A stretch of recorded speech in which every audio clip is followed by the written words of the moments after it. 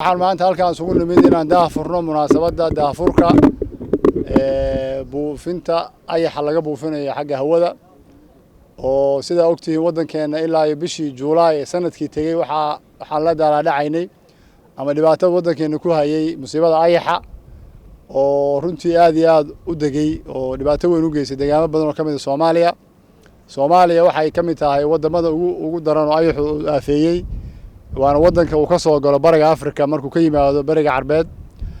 wadanka uu ka soo galo Soomaaliya weeye ilaa iyo bishii 7 sanadkii tagay ayuu ayaxu marayay deegaano badan oo Soomaaliya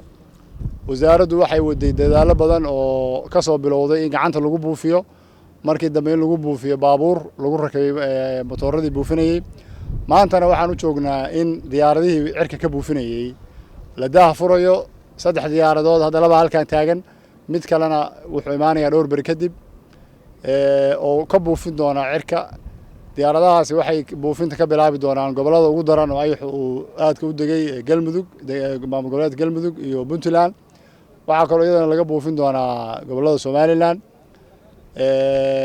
ayaxaas oo runtii kii hore degay oo xantii uu ka tagay hadda ay dhalayso roobabkan socda sababtooda awgeed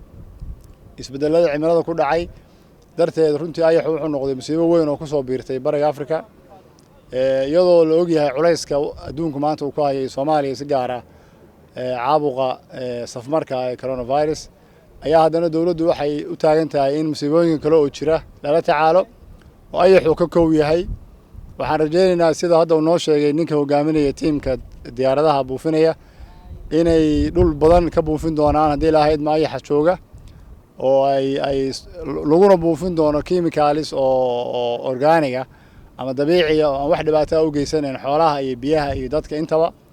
oo hore loo geeyay deegaamadaas hore u yaalay oo loogu talagalay maadaama xooluhu aad ugu fara badan yihiin wadankeena inaan dhibaato ka soo gaarin waxaan rajaynaynaa in horumarkan hadda maanta la sameeyay oo in diyaaradaha